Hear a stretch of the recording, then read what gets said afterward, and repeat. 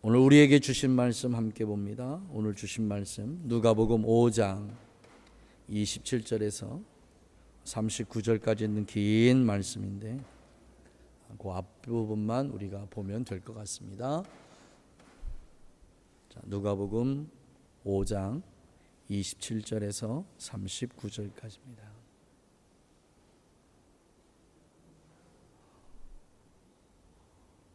자, 찾으셨습니까? 5장 27절부터 한 구절 한 구절 그렇게 같이 읽어 나가도록 하겠습니다. 자, 27절 시작. 그 후에 나가사 레위라 하는 세리가 세관에 앉은 것을 보시고 나를 따르라 하시니 저가 모든 것을 버리고 일어나 따르니라.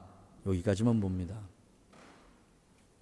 예수님을 따른다는 게 우리는 굉장히 쉬운 것처럼 생각을 합니다. 근데 오늘 예수님께서 우리에게 주신 말씀을 볼 때 우리가 예수님을 따른다는 게 어떻게 해야 예수님을 따르는 자인지 그 모습이 아주 정확하게 기록이 됩니다.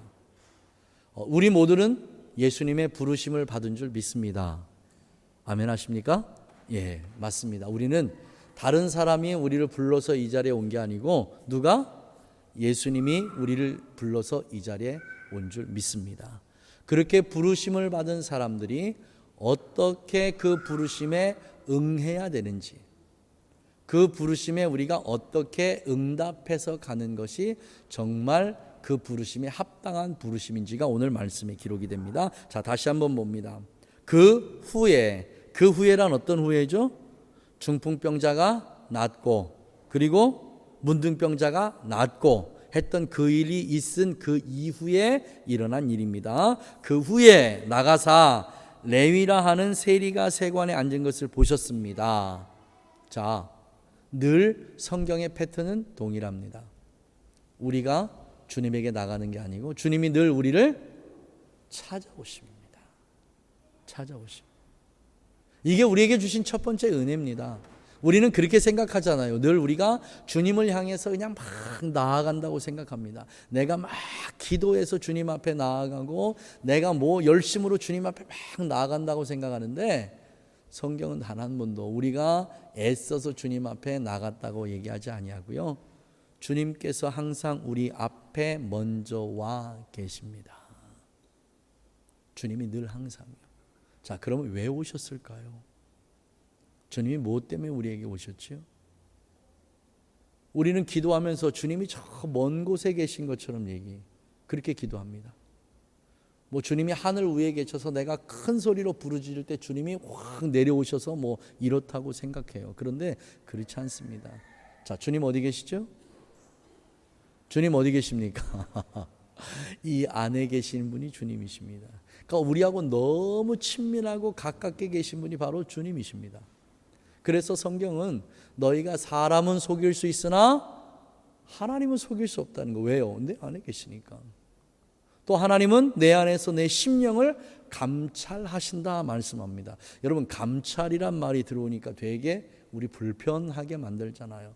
하나하나 꼬치꼬치 우리의 속에 오셔서 그냥 일일이 다 살핀다고 생각하니까 내가 누구에게 들킨 것처럼 그냥 막 그렇게 좀 마음이 좀 불편하잖아요. 근데 이걸 한번 반대로 생각해 보세요. 내 마음에 품고 있는 내 필요, 내 마음의 소원, 내 마음의 서원, 이런 것들을 이 안에 오셔서 다 일일이 다 보고 계신 거예요. 우리가 어떤 생각을 가지고 주님을 바라보느냐, 어떤 생각을 가지고 하나님의 말씀을 대하느냐에 따라서 이 말씀이 정말 은혜로운 말씀이 되기도 하고 이 말씀이 정말 우리에게 두렵고 떨린 말씀이 되기도 합니다. 두 개를 좀 다 가졌으면 좋겠는데 오늘은 우리의 마음속에 좀 불편한 것보다는 편안한 마음을 좀 가졌으면 좋겠습니다. 주님이 나를 부르셨을 때 내 안에 오셔서 내 필요가 무엇인지, 내가 무엇을 가장 원하는지, 또 내 삶에 무엇이 가장 필요한지 이것을 일일이 다 보시고 그것을 이루어 주시기 위해서 어디 계신다고요? 내 삶 중앙에 계십니다. 오늘 그 주님을 여러분이 좀 만났으면 좋겠습니다. 왜냐하면 그분은 내 안에서 나를 지금도 부르고 계시니까. 그 부르심에 우리가 해야 될 대답은 아멘밖에는 없습니다. 이렇게 아멘으로 주님 앞에 나아갈 수 있는 사람이 누구냐 그 말입니다. 주님께서 우리를 불러주시기 위해서 친히 하늘 보좌의 영광을 버리시고 이 땅에 내려오셨습니다. 죽어 마땅할 우리들을, 지옥불에 던져야 할 마땅할 우리의 죄를 사하시기 위해서 십자가 위에서 죽어주시고 그 위에서 다 이루었다 말씀하셨습니다.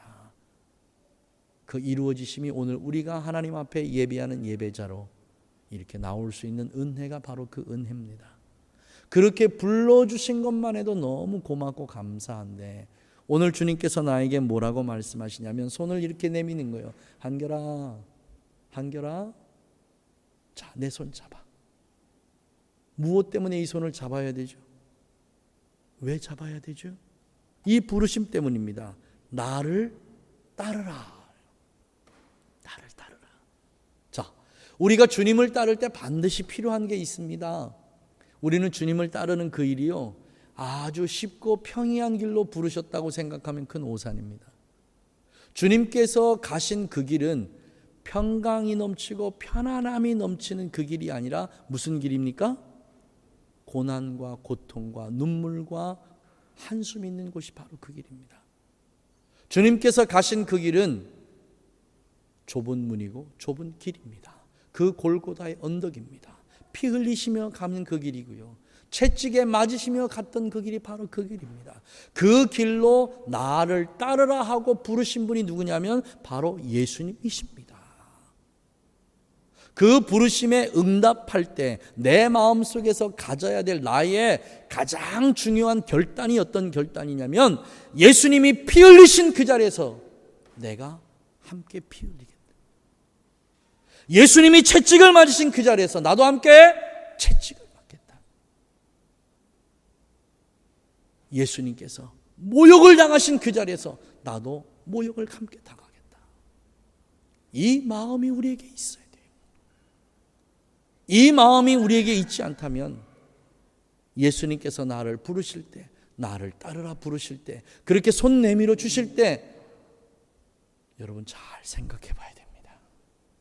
그 부르심의 손을 잡는 순간부터는 우리에게는 그 어떤 다른 옵션이 없습니다. 그냥 주님이 가신 그 길을 우리는 그냥 따라가야만 됩니다. 자, 그리고 이렇게 말씀하십니다. 28절입니다. 우리 함께 같이 읽습니다. 시작. 저가 뭐하고? 모든 것을 버리고 그 다음에 어떻게? 벌떡 일어나 따라갔습니다. 예수님의 부르심을 받았던 이 레위는요, 머뭇거릴 시간이 없었습니다. 그냥 주님께서 손 내밀어서 나를 따르라 하시니까 그 순간 바로 모든 것을 다 놓고 그리고 주님을 따라간 자 바로 이분입니다. 이 길이에요. 여러분, 주님께서 여러분을 부르실 때 여러분의 모든 것을 다 버리고 그렇게 주님을 따를 수 있으시겠습니까? 우리는 간혹 그렇게 생각해요. 주님을 부르신 그 부르심에 응답했던 예수님의 제자들이요, 되게 가난하고 뭐 버릴 것도 없고 뭐 놓칠 것도 없고, 얘라 인생 지금까지 이렇게 살았는데 뭐 아니면 도지 뭐 그냥 한번 따라가 보지 뭐 내가 내 내 인생에서 뭐 거둘 게 뭐가 있어? 그냥 그렇게 하면 되지 뭐. 이렇게 우리는 생각을 합니다. 그런데요, 예수님의 제자들, 우리가 생각했던 것처럼 그렇게 허접한 분들 아니셨습니다. 자, 한번 더 볼까요? 자, 열왕기상으로 넘어갑니다. 열왕기상 19장으로 넘어갑니다. 530페이지입니다. 열왕기상 19장. 열왕기상 19장.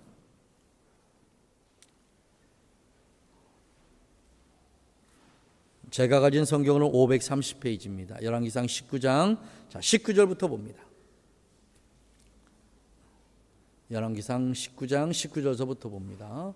제자로의 부름이 어떤 의미를 가지고 있는지 우리가 정확하고 명확하게 오늘을 우리가 알아야 될 것 같습니다. 함께 읽습니다. 시작. 엘리야가 거기서 떠나 사밧의 아들 엘리사를 만나니 그가 12결의의 손을 앞세우고 밭을 가는데, 자, 앞에 봅시다. 12결입니다. 12결이. 한 결의가 미안하다. 오늘 한결이가 자꾸 나오네. 한결이가 소가 몇 마리인지 아세요? 한결이에.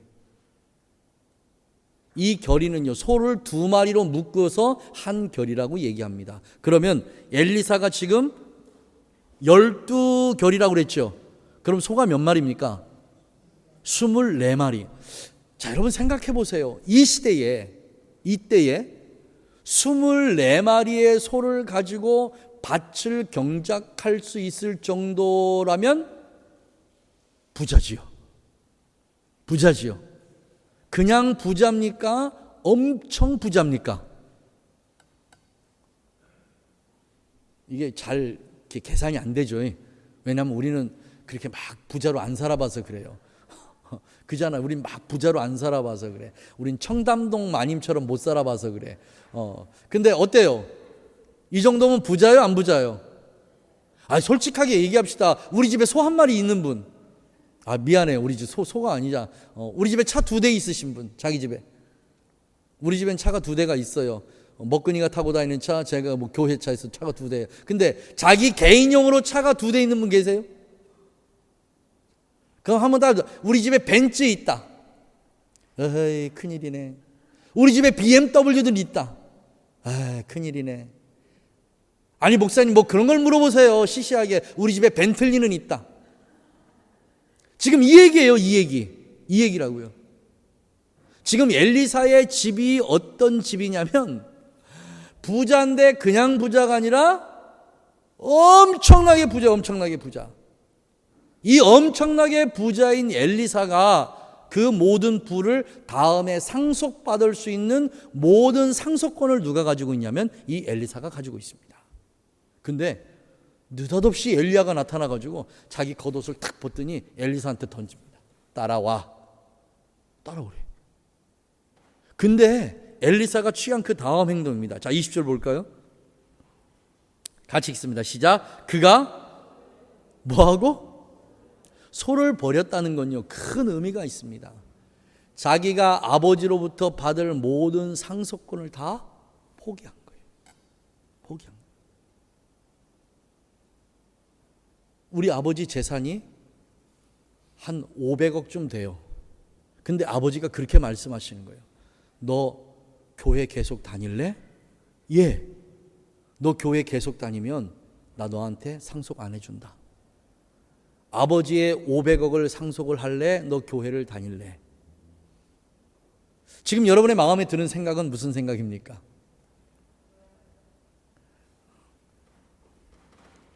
지금만 아버지 그렇게 하겠습니다 하고 아버지 돌아가시면 교회 가야지. 이 생각이잖아요. 똑똑한 생각이잖아요. 그죠? 누구 그 생각하잖아요. 이게 꽁도 먹고 알도 먹고 2가지 생각. 얼마나 멋진 생각이에요. 아버지 조금 있으면 돌아가실 거야. 그러면 아버지 돌아가실 때까지만 예하고 그냥 그렇게 하고 아버지 재산 상속받고 나서 그렇게 하면 되지 않겠습니까? 얼마나 스마트하냐면. 우리는 이 생각을 가지고 살아갑니다. 그런데 하나님은 그 생각 자체를 원치 않으십니다. 두 마음을 품는 걸 원치 않으십니다. 돈이 너를 지배하지 못하게 하라고 말씀하신 분이 주님이십니다. 혹시라도 오늘 이 시간에 돈 때문에, 재물 때문에, 성공 때문에, 출세 때문에 여러분의 마음 속에서 예수님이 슬퍼하시고 계시다면 버리십시오. 과감하게 버리십시오. 권불 10년이라고 말씀하셨습니다. 모든 권세와 권력들이 10년 이상 가는 게 없다고 했습니다. 그 짧은 10년의 세월도 그것 때문에 여러분의 모든 것이 다 포기되어지지 않기를 주님의 이름으로 축복합니다. 영원한 것을 좀 붙잡았으면 좋겠어요. 자, 20절 다시 보죠. 그가 소를 버리고 엘리야에게 달려가서 이르되 청컨대 나로 내 부모와 입맞추게 하소서. 그리고 한 후에 내가 당신을 따르리다. 그렇게 하겠습니다. 그리고 엘리사는 모든 것을 다 버려두고 그날 그 시간부터 누구를 따라서? 엘리야를 따라서 고난의 길로 들어가기 시작합니다. 이 말씀 그대로 하나님께서 신약 성경에도 동일하게 말씀하시는데 어떤 동일하게 말씀하시냐? 자, 우리 누가복음으로 다시 한번 넘어갑니다. 누가복음 9장 57절 말씀 봅니다. 누가복음 9장 57절 108페이지입니다. 누가복음 9장 57절. 자, 읽습니다. 길 가실 때에 혹이 여짜오되 어디로 가든지 저는 따르리이다. 왜냐하면 예수님이 가는 곳곳마다 막 구름 같은 인파들이 몰려들어 가지고 얼마나 예수님을 환영하고 그를 받드는지 몰라요. 막 좋은 거 있으면 예수님한테 갖다 드리고 뭐 있으면 예수님 모르고 이러니까 이렇게 보니까 예수님 따라다니면 뭔가 이게 있을 것 같아. 그래서 누군가가 그렇게 얘기합니다. 예수님 어디를 가든지 내가 예수님 따라다니겠습니다. 이 말을 들은 예수님께서 이렇게 말씀하십니다. 예수께서 말씀하시되 여우도 굴이 있고 공중의 새도 집이 있을 때 인자는 뭐 할 곳이 없다? 머리 둘 곳이 없다. 나 따라다니면서 재산 모을 생각하지 말아요. 나 따라다니면서 재산 모을 생각하지 마. 예수님을 따라가는 길은요, 부자가 되는 길이 아닙니다. 예수님을 따라가는 길은요, 재산을 축적할 수 있는 길이 아닙니다. 분명하게 말씀하시잖아요. 이 작은 한 몸이 어디 가서 누울 수 있는지 그 누울 곳까지도 내가 없다라고 주님 말씀하셨습니다. 무소유로 사신 분입니다. 무소유로요. 여러분 통장에 돈 있지요? 안 뺏어가요. 그냥 대답하십시오. 여러분 통장에 돈 있지요? 여러분 통장에 돈 있다고 해서 제가 가서 그 통장 어떻게 못해요? 어때요? 통장에 잔금 볼 때마다 마음이 흐뭇하시지요? 그럴 정도는 아닙니까? 아니면 통장에 잔금을 볼 때마다 가슴이 두근두근 거립니까? 어떤 뜻입니까?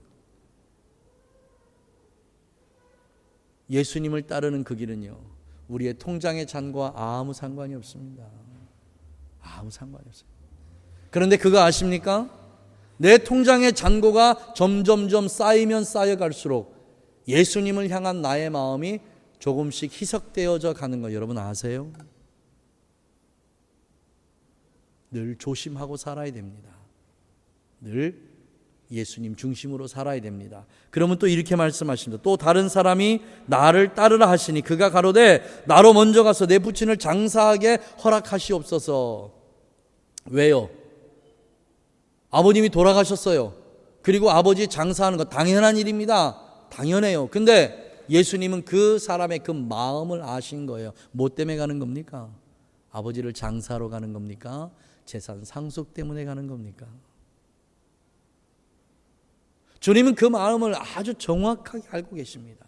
나를 따르기 위해서는 내 마음속에 가진 세상적 욕심을 다 내려놓으라는 겁니다. 세상적 욕심을 가지고 두 마음을 가지고 나를 따르지 못하는 거예요. 재물과 나를 겸하여 섬기지 못하리라고 주님 분명하게 말씀해 놓으셨습니다. 그런데 아직도 우리의 마음속에는 그게 있어요. 주님, 돈이 조금 더 있으면 내가 주님을 섬길 때, 주님 앞에 갈 때 좀 더 편안하게 갈 수 있을 것 같아요 라고 우린 그렇게 얘기하잖아요. 내게 있는 돈의 양만큼, 나에게 있는 재물의 양만큼 예수님을 더 편안하게 섬길 수 있을 것이라고는 우리의 이중적인 마음이 있잖아요. 조금이라도 나에게 돈이 그냥 허튼 곳으로 나가면 이걸 어떡하지 하는 조바심이 우리의 마음에 있잖아요. 이거 다 내려놓으라는 겁니다. 다 내려놓으라. 그거 쓸데없고 필요 없다. 이게 주님 말씀입니다.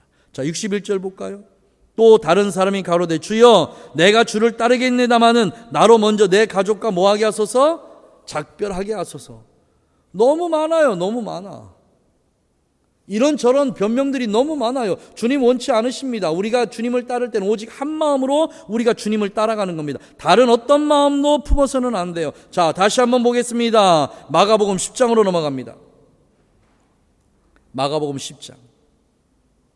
마가복음 10장에는 예수님과 부자 청년과의 대화가 그곳에 기록이 됩니다. 자, 10장.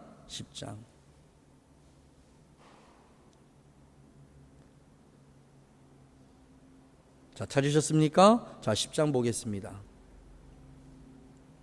17절.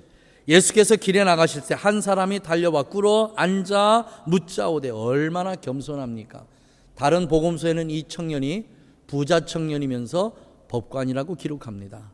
그러니까 세상적으로 모든 것을 가질 수 있는 걸 다 가졌습니다. 마치 엘리사가 모든 것을 다 가질 수 있는 것을 가질 수 있었던 것처럼 여러분의 마음속엔요, 엘리사와 그리고 이 부자 청년의 두 그림을 함께 가지고 갔으면 좋겠습니다.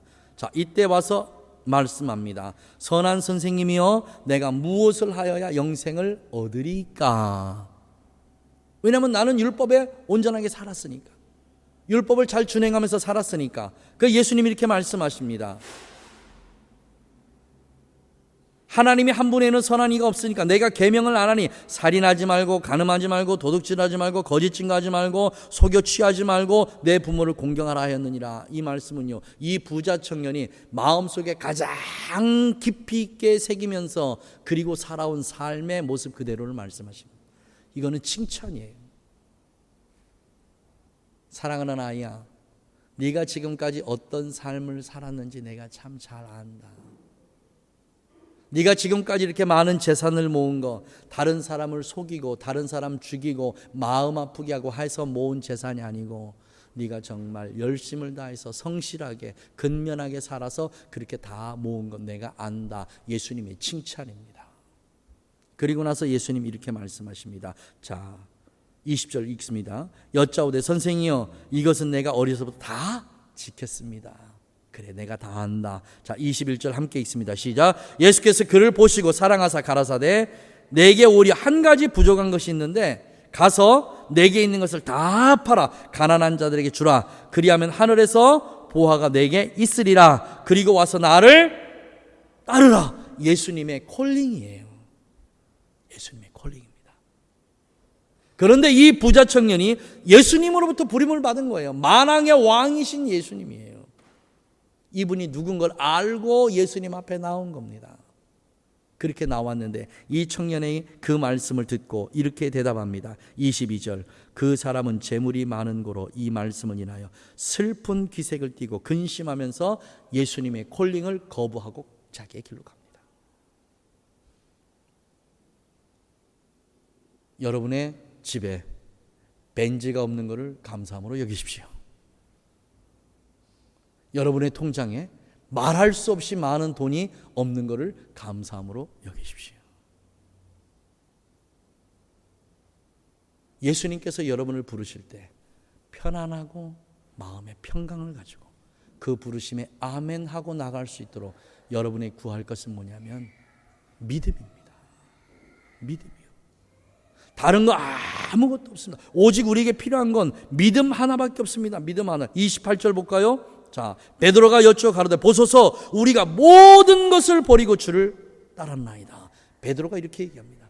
주님, 우린요, 우리가 할 수 있는 모든 것 다 버리고 지금 주님 따라왔습니다. 그러니까 어떻게 해주시겠습니까? 라고 예수님에게 묻는 거예요. 그때 29절에 예수님이 이렇게 말씀하십니다. 가라사대, 내가 진실로 너에게 이르노니 나와 및 복음을 위하여 집이나 형제나 자매나 어머니나 아버지나 자식이나 전토를 벌인 자는 금세에 있어 집과 형제와 자매와 모친과 자식과 전토를 몇 배나 받고? 100배나 더 받고. 그 다음에 주신 말씀이 은혜의 말씀입니다. 핍박을 겸하여 받고 내세의 영생을 받지 못할 자가 없느니라. 자, 봅시다. 앞에 봅시다. 세상에서 받는 세상의 성공은요, 그냥 내 열심과 내 노력과 내 재능을 해서 최선을 다하면 그냥 얻어집니다. 그런데 성경에서 말씀하시는 이 하나님께서 말씀하시는, 내가 모든 걸 다 버리고 주님을 따랐을 때 주님께서 뭐라고 말씀하시냐면, 내가 버린 그것에, 모든 것에 내가 100배를 더하여서 내가 주마. 100배를 더해서 주마. 그런데 그 100배를 더해서 너희가 받을 때 이게 그냥 너희에게 오는 게 아니라 뭐와 함께 온다고요? 핍박과 함께 온다.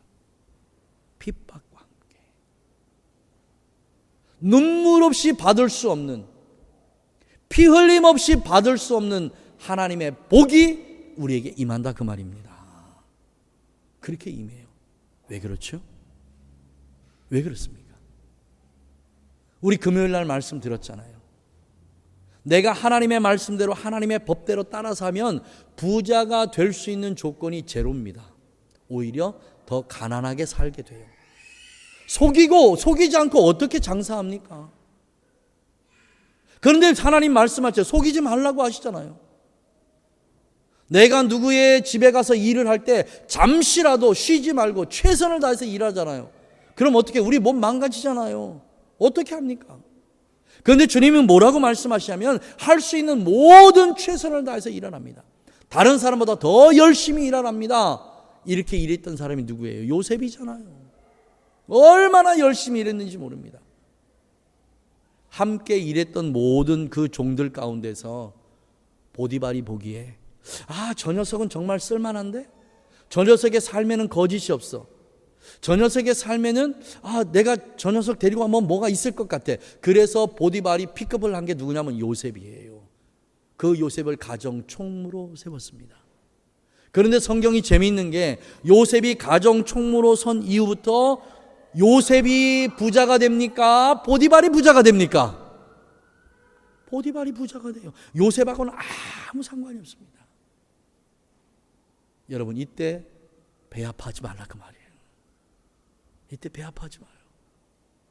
내가 가서 일하는 그 집이, 내가 가서 일하는 그 공장이, 내가 가서 일하는 그 사업체가 누구 때문에 복을 받아야 돼요? 나 때문에 복을 받아야 돼요. 왜죠? 그래야 나를 통해서 하나님의 영광이 드러나니까. 얼마나 열심히 살았는지 모르겠어요. 그렇게 열심히 살았으면 하나님께서 이 요셉을 보장해 주셔야지. 근데 요셉을 어디로 보냅니까? 감옥으로 보내버리시잖아요. 감옥으로. 근데 성경이 참 재밌어요. 하나님께서 그 요셉의 삶을 뭐라고 얘기하냐면 요셉은 형통하였더라 그렇게 기록합니다. 형통하였더라. 하나님의 말씀과 하나님의 뜻대로 살기 위해서 몸부림쳤던 요셉이 다른 사람보다 더 성공하는 자리에, 다른 사람보다 더 나은 자리로 올라가야 되는데 그렇게 살았던 그 요셉이 어디로 가요? 감옥으로 가요. 그 감옥으로 가는 요셉을 바라보시면서 하나님께서 그 뒤통수에 대고 뭐라고 말씀하시냐면 요셉 너는 참 형통한 삶을 살고 있어 이러고 지금 말씀하시는 거예요. 여러분 이게 이해가 갑니까? 이게 이해가 돼야 돼요. 이게 지금 예수님께서 하신 말씀과 똑같아요. 전토와 자기 아내와 가식과 모든 걸 다 버린 사람들은 내가 100배의 복을 준다. 100배의 복을 주는데 뭐와 함께 받는다? 핍박과 함께 받는다. 핍박과. 요셉은 아직 하나님께서 주시는 그 복의 때에 임하지 못한 거예요. 그래서 뭐가 먼저 온가? 핍박이 먼저 와요. 하지만 요셉은요, 단 한 번도 하나님을 원망하거나 불평하거나 불만하지 않습니다. 여러분 생각해 보세요.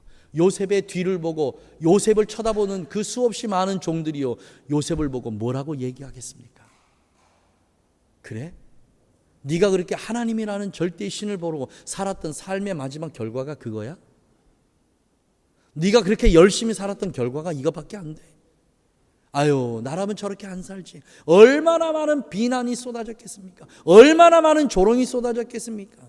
그런데 요셉은요, 그 말을 귀로 다 들으면서도 단 한 번도요, 하나님을 원망하거나 자기가 살아온 삶에 대해서 비관하지 않습니다. 이게 요셉이에요. 이게 요셉의 믿음이라고요.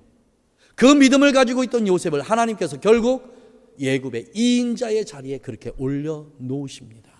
사랑하시는 우리 가족 여러분, 예수님께서 여러분을 부르셨습니다.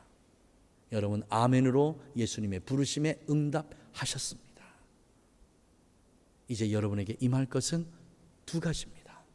하나는 여러분이 모든 것을 버리고 예수님을 따랐던 것에 대한 100배의 복이 여러분의 삶에 임하실 줄 믿습니다.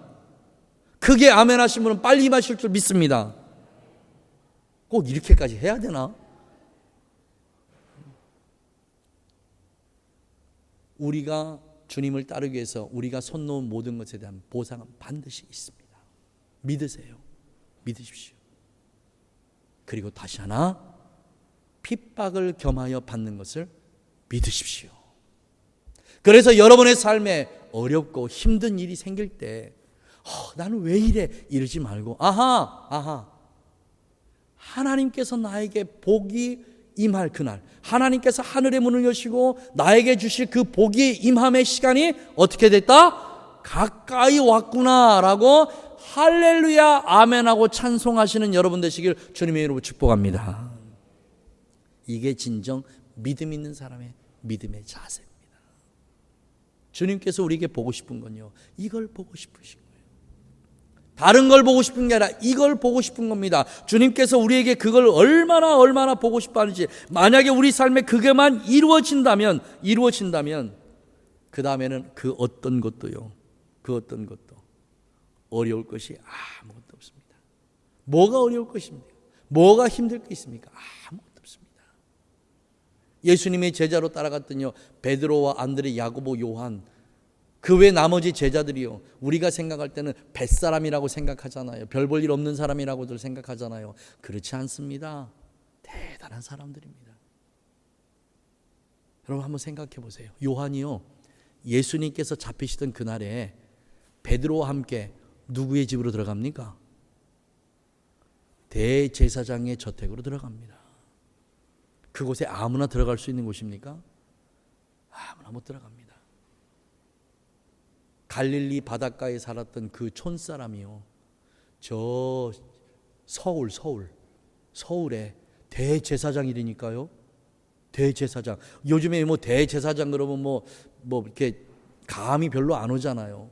감이. 만약 이러면 그렇게 한번 생각해 보세요. 지금 한국에서 가장 유명하신 목사님이 아마 누구시죠? 유기성 목사님이라고 칩시다. 내가 서울에 이렇게 갔는데 도착하자마자 유기성 목사님이 저한테 전화 걸어가지고, 아이고 너 호주에 있다가 왔다며 빨리 와라, 고생했다, 내가 밥 한 그릇 사줄게. 지선아 빨리 와, 내가 밥 한 그릇 사줄게. 왜 아멘 안 해? 이 얘기하고 똑같은 거예요. 지금 이 얘기하고. 시골에 있는 내가 그렇게 갔는데 대제사장의 집에 들어갔는데 그 대제사장 집에 있는 문지기들이 내가 누군지를 알아요. 그 정도로 대제사장 집안과 친밀한 관계를 가지고 있고요. 그 정도로 부와 명성이 있던 사람이 누구였냐면 요한의 집안입니다. 그러니까 베드로를 따라서 같이 데리고 들어가죠. 그 위험했던 그 시기에, 아무나 들여보내지 않는 그 시기에 그 정도로 권세가 있던 집안이요, 요한의 집안입니다. 시시한 집안 아니에요.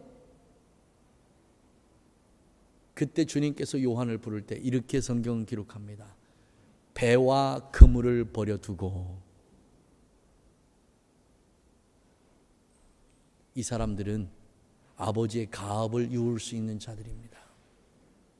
지금도 마찬가지지만 선주의 아들 그러면요, 엄청난 부자의 아들입니다. 부잣집 도련님들이에요. 부잣집 도련님. 가슴에 확 안 와닿죠. 그죠? 저는 바닷가 출신이라 알아요. 제 고향이 제주도잖아요. 제주도에서 배가 한 척 있다는 건요, 엄청난 부자입니다. 엄청난 부자예요. 우리 국민학교 다닐 때 그랬어요. 아버님이 뭐 하시냐 하고 선생님들이 묻잖아요. 그러면 그 집 아들이요, 그냥 아무렇지 않게 대답해요. 우리 집에 배가 두 척밖에 없어 이런다고. 그럼 선생님이 놀라가지고, 두 척이나 되냐? 두 척이나? 나중에 가보니까 조그만 나룻배 두 개더만. 그 정도로 부자의 요한이 집안이요. 그런 부자가 예수님의 부르심에 모든 걸 다 놓고 그리고 예수님을 따랐습니다. 그들의 삶을 하나님이 보장해 주셨어요. 사랑하시는 우리 가족 여러분, 하나님께서 여러분의 삶을 보장해 주실 줄 믿습니다. 우리가 하나님 앞에 복 달라고 기도하지 않아도 여러분은 복을 받을 수 있는 모든 터전이 다 마련되어 있는 줄 믿습니다. 이제 우리에게 필요한 건 하나님의 때를 기다리는 인내가 필요합니다. 참고 기다리십시오. 조금만 참고 기다리시면 은혜로 불러주신 그 하나님의 그 은총이 우리의 삶에 반드시 이루어질 줄 믿습니다. 그러나 믿음으로 기다리십시오. 삶에 조금 어렵고 힘든 일이 있다 할지라도 반드시 지나가고 하나님의 때가 나에게 임할 것을 믿고 기다리십시오. 그 믿음이 하나님의 복을 여러분의 삶에 불러오게 하실 것입니다. 그 믿음을 가지고 2020년도 여러분의 삶에 반드시 하나님께서 복을 주실 수밖에 없는 그런 믿음이 임하시기를 주님으로 축복합니다. 기도하겠습니다. 주님 감사합니다. 하나님의 그 크신 은혜와 사랑이 오늘도 우리의 삶 가운데 이렇게 풍성하게 임하고 있는 걸 저희들이 믿습니다. 주님 믿음을 주시옵소서.